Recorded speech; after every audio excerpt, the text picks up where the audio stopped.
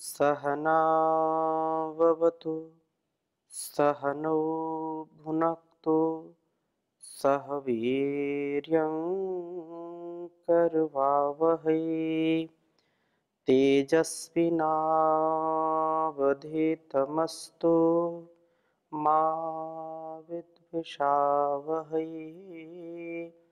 ओम शांति शांति शांति। वैदिक जीवन पद्धति के अंतर्गत हम वेदों के ज्ञान को पढ़ रहे हैं और वेदों में मन का क्या स्वरूप है उस विषय में चर्चा चल रही है। निरंतरता के साथ हम जब स्वाध्याय करते हैं तो उसका जो संदेश है वो हम आत्मसात कर पाते हैं। यह परम आवश्यक है। हमारे सभी ऋषियों ने महर्षियों ने इस बात पर विशेष बल दिया है कि सारे कार्यों का सारे उत्तरदायित्वों का हमको निर्वहन करना है। अपने जीवन और जगत के कल्याण के लिए जो जो आवश्यक स्वधर्म है स्वकर्म है उनमें निरत रहना है, लेकिन उनमें कुछ समय निकाल करके यह स्वाध्याय भी परम आवश्यक है। स्वाध्याय से जब व्यक्ति जुड़ा होता है तो निरंतर उसको नए नए ज्ञान से नए नए उपदेशों से कुछ सीखने को मिलता है, कुछ उससे जीवन को दिव्य बनाने का संदेश मिलता है। तो हम निरंतर नए नए मंत्रों का स्वाध्याय कर रहे हैं। अथर्ववेद के त्रयोदश कांड के 13वें कांड के कुछ मंत्रों का स्वाध्याय करेंगे। पिछली चर्चा में मन का जो स्वरूप था, मन का जो जो एक हमारे जीवन में बहुत उत्तम जो है अभिनय होता है या उसका रोल होता है, उसके बिना हम कार्य नहीं कर पाते हैं। तो हमारा यह मन सदा उत्साह से उमंग से युक्त हो। और बहुत सुंदर बात कही है। इस 13वें कांड के प्रथम सूक्त के 10वें मंत्र को आपके समक्ष लिखता हूँ, फिर चर्चा करता हूँ।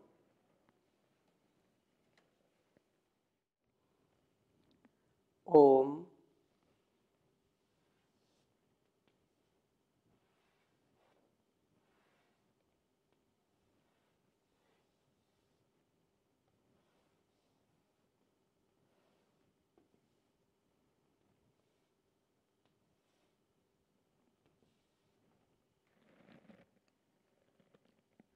यास्ते विशस्तपसः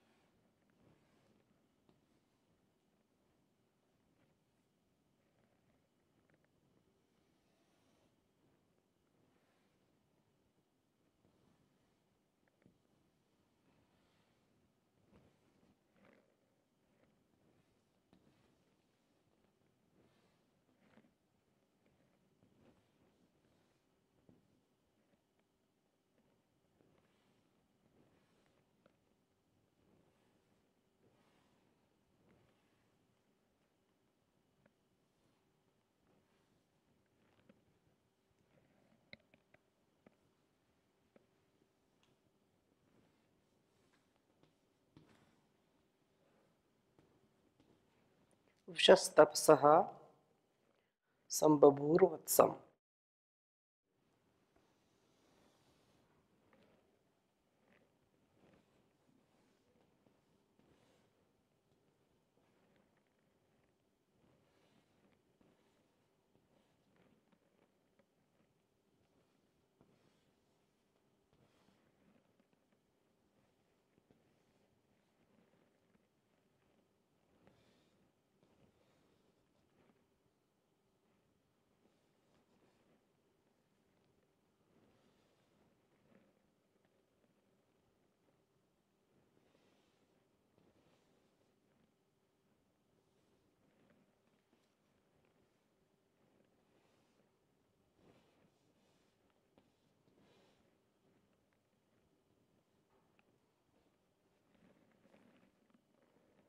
गायत्री मनु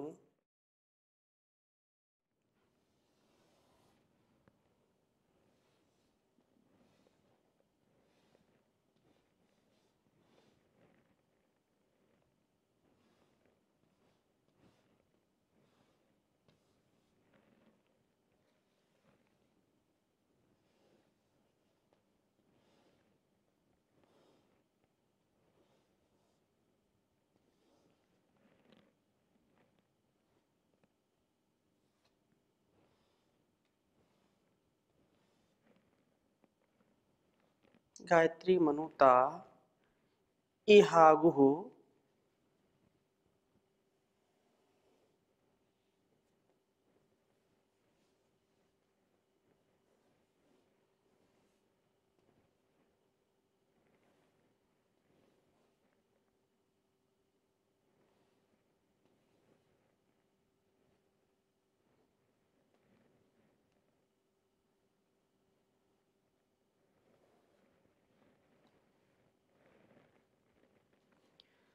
तास्त्वा विशन्तु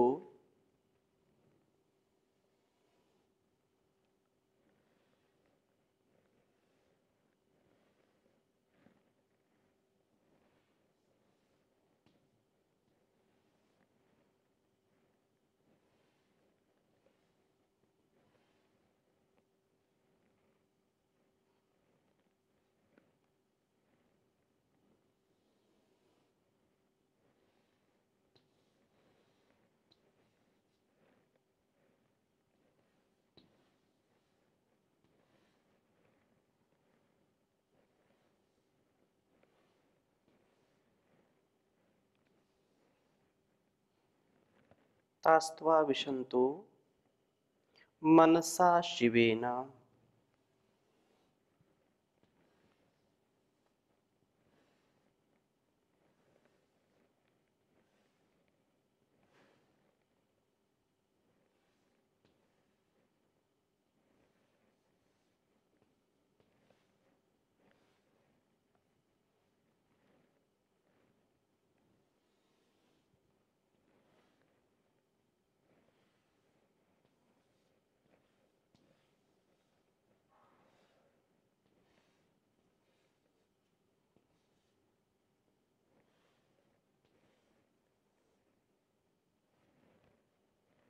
सम्माता वत्सो अभ्ये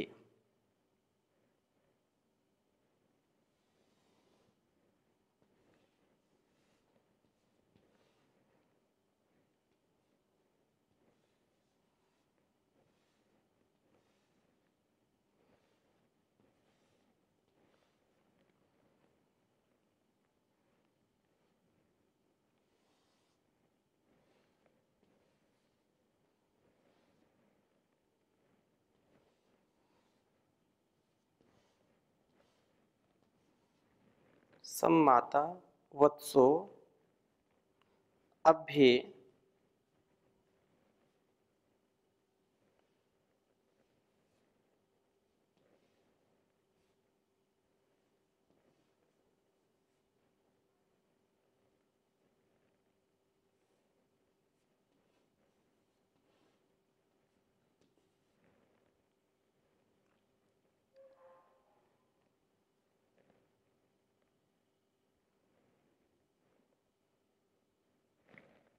तु रोहितः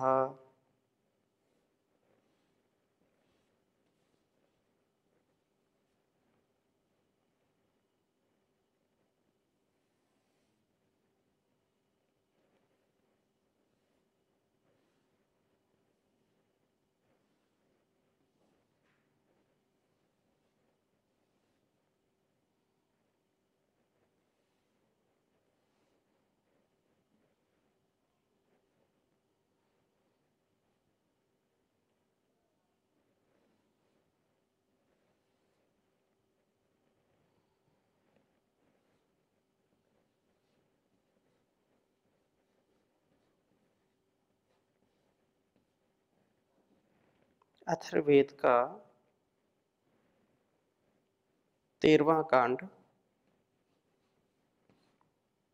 पहला सूक्त है 13वें का और 10वां मंत्र है यह।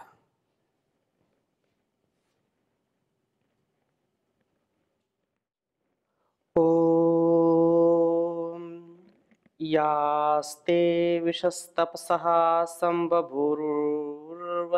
गायत्रीमनुताय इयाहागुः तास्त्वा विश्वन्तु मनसा शिवेन सम्माता वत्सो अभ्येतु रोहितः। ओम यास्ते विशस्तपसः संबभूर्वत्सं गायत्रीमनुतायहागुः तास्त्वा विशन्तु मनसा शिवेन सम्माता वत्सो अभ्येतु रोहितः। बहुत ही सुंदर वेद मंत्र यह, बहुत उत्तम उपदेश हम सबके लिए है।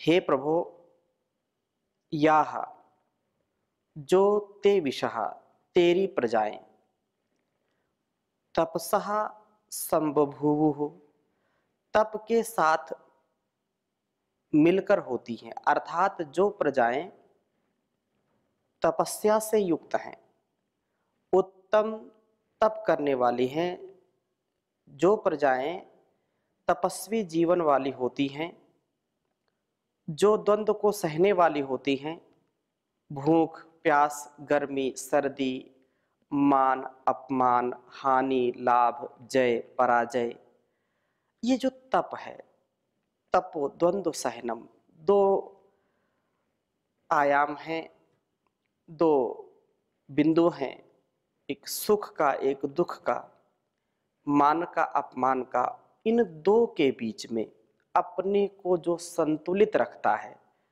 न दुख से घबराता है न सुख में अहंकारी हो जाता है, न गर्मी न सर्दी, अर्थात गर्मी में बेचैन नहीं होता और सर्दी में भी बेचैन नहीं होता, जो सहन करता है गर्मी को भी और सर्दी को भी, जो मान मिलने पर अहंकारी नहीं होता, मान मिलने पर अभिमानी नहीं होता और अपमान होने पर भी जो परेशान नहीं होता है। अपमान में जो परेशान नहीं है, जो अभिमान से युक्त नहीं होता, अपना संतुलन जो बना करके रखता है, ऐसी जो प्रजाएं हैं,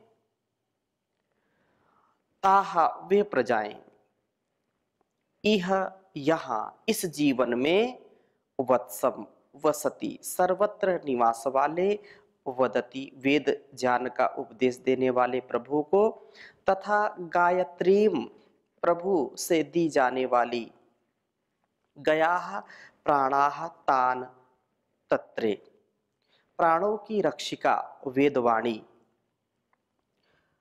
और गायंतम रक्षति जो इसका गान करता है, जो कल्याणी वेदवाणी का गान करता है, इसका सम्मान करता है, इसका आधान करता है अपने जीवन में, ऐसा जो साधक, ऐसी जो प्रजाएं हैं, इस उपदेश को धारण करने वाले तथा इसको सर्वत्र फैलाने वाले, वेद का प्रचार प्रसार करने वाले,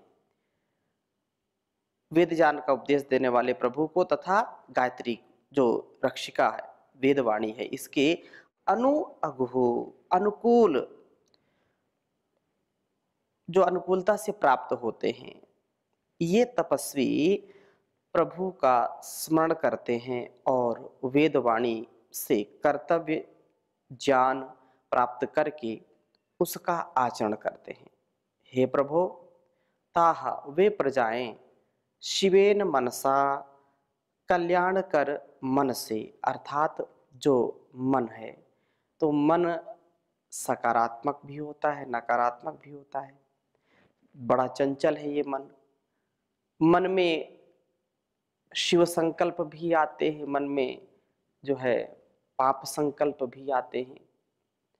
मन हमारा सुमन हो जाए, क्योंकि ये सुमन भी हो सकता है दुश्मन भी हो सकता है, तो मन जो सुमन से युक्त हो, कल्याण से युक्त हो, शिवु कल्याणी, तो मनसा शिवेना, कल्याणकारी मन से त्वा विशंतु, तुझ में प्रवेश करे, इन प्रजाओं को वह प्रभु अभ्येतु आभिमुख्येन प्राप्त हो, जो सम्माता सम्यक निर्माण करने वाला है, वत्सह सर्वव्यापक है। वह वेदवाणी का उच्चारण करने वाला है, वेदवाणी का आधान हमारे जीवन में करने वाला है। वह सदा हमको उत्साह में रखने वाला है, हमको प्रेरित करता है। धीमहि धियो यो नः प्रचोदयात्, हमारी जो बुद्धि है सन्मार्ग की ओर ले जाने वाला है। अंदर से वो अंतः प्रेरणा देता है, आत्म प्रेरणा से हमको युक्त करता है। एक बाहर का वेद है, एक अंदर का वेद है। जो हमारे अनुभव हैं, जो ज्ञान विज्ञान है, उसमें जो प्रज्ञान है, जो प्रकर्षण ज्ञान हमको ईश्वर की ओर से मिलता है, तो वह सदा वेदवाणी का उपदेष्टा है। रोहितः सदा वृद्ध व तेजस्वी है, उससे वरिष्ठ, उससे ज़्यादा बड़ा और कोई है ही नहीं है। हम तपस्वी जीवन वाले हों, प्रभु स्मरण करें, वेदवाणी को अपनाएं और शिव मन वाले बन करके प्रभु में प्रवेश करने वाले हों। प्रभु सम्माता है, वत्स है, रोहित है। इस प्रकार स्मरण करते हुए कि हम भी निर्माण करने वाले हों, ज्ञान की वाणियों का उच्चारण करें, तेजस्वी बने, कभी भी हम इसके विपरीत आचरण ना करें। जो वेदों का संदेश है, इस संदेश के द्वारा ही अपने आप का निर्माण करना, राष्ट्र का निर्माण करना और यह विश्व का कल्याण करना, ये बहुत ही उत्तम है। और इसी प्रकार से जो है 13वें मंत्र में भी बहुत सुंदर बात कही है, इसी सूक्त में, ओम रोहितो यज्ञस्य जनिता मुखम चा रोहिताय वाचा श्रोत्रेण मनसा जुहोमि। ओ रोहितम देवायन्ति सुमनस्य मानाः सामारोहैः सामित्यैरोहयतु। बहुत सुंदर बात कही है कि रोहितो यज्ञस्य जनिता मुखम, रोहिता वह तेजस्वी जो सदा जो है, सदा जान वृद्ध, जो सबसे ज्यादा वृद्ध है, परिपक्वता को जो प्राप्त है, जिसमें लेश मात्र न्यूनता नहीं है, हर दृष्टि से वो परिपक्व है, वो वृद्ध है, जो सदा ही बड़ा है, उससे बड़ा कोई हो ही नहीं सकता है। तो वे सदा वृद्ध प्रभु यज्ञस्य जनिता मुखम चा, यज्ञ को जन्म देने वाला है और इस का प्रवर्तक है, इसका मुखिया है, इसका सर्वप्रथम सर्व महान यज्ञ के करने वाले प्रभु ही हैं। इस सारे संसार को यदि हम देखते हैं तो अयम यज्ञो भुवनस्य नाभि, जो कुछ भी परमात्मा ने इस संसार की रचना की है, जो कुछ भी दृष्टिगोचर हो रहा है, वास्तव में अद्वितीय है, अकल्पनीय है, अवर्णनीय है। उसका हम वर्णन नहीं कर सकते पूरा पूरा, उसको हम बोल नहीं सकते, अकथनीय है। कितना भी कहेंगे कम है, कितना भी उसका वर्णन करेंगे वर्णन हम कर नहीं सकते। ये रचना भी थक जाएगी, लेखनी भी ठप हो जाएगी, रुक जाएगी। इतनी उसकी महिमा है, इतनी उसकी इस कृपा दृष्टि है, इतना उसकी ये बड़ी सृष्टि है कि हम सामर्थ्य नहीं अर्जित कर सकते उसको कहने के लिए, लिखने के लिए, बोलने के लिए। रोहिताय तेजस्वी सदा वृद्ध प्रभु के लिए वाचा श्रोत्रेण मनसा, मन से, वाणी से, जो वाणी से श्रोत्र और मन से जो होमी, मैं सदा अर्पण करता हूँ। मैं वाणी से प्रभु के स्तोत्रों का गायन करता हूँ, मेरे कान प्रभु के स्तोत्रों का ही श्रवण करती है और मन से मैं प्रभु के गुणों की महिमा का सदा ही स्मरण चिंतन करता हूँ। ये मनसा वाचा कर्मणा, श्रोत्र जो भी आँखों से उसी का ही नूर, उसी का ही जो ये भरपूर नूर है इस जहान में, वो हमसे दूर नहीं है, वो हमसे निकट, हमारे निकट है। अंति संतम न जहाति अंति संतम न पश्यति पश्य देवस्य काव्यम न ममार न जीर्यति। ये जो है कितना अद्भुत संसार उस परमात्मा ने बनाया है। तदे जति तन्नय जति तद दूरे तदवंतु के तदंतरस्य सर्वस्य तदु सर्वस्यास्य बाह्यता। वो हमारे निकट से निकट है, जो उसको जानते हैं, उसको समझते हैं। जानते का तात्पर्य उसके प्रति भक्ति है, कृतज्ञता है, उसकी आज्ञा का पालन करने के लिए जो कटिबद्ध हैं, जो संकल्पबद्ध हैं, जो व्रती हैं, उनसे वो दूर नहीं, उनके निकट है। लेकिन जो उसको जानते नहीं, न जानना चाहते हैं, उसको मानते नहीं हैं, उनसे वो दूर है। अर्थात निकट होते हुए भी देख नहीं सकते उसको, चाह करके भी उसको जान नहीं सकते, अनुभव नहीं कर सकते। इसलिए हम प्रभु को, जो भी इस संसार में सुंदर सुंदर दृश्य हैं, नदी, पहाड़, जंगल, इतने प्रकार के जीव जंतु, इतने प्रकार के फल फूल कंद मूल, इतने प्रकार के रस कौन बनाता है, कौन निर्माण करता है? हम देखें तो, अनुभव तो करें, जाने तो, समझे तो। ये शरीर का ही विज्ञान इतना बड़ा है कि आज तक कोई इसे जान ही नहीं पाया। कितना अद्भुत है यहाँ, जो जितना भी हम इसके विषय में चर्चा करें उतना ही कम है। तो इसको हम समझें और कान से सदा वेदवाणी का ही श्रवण करें।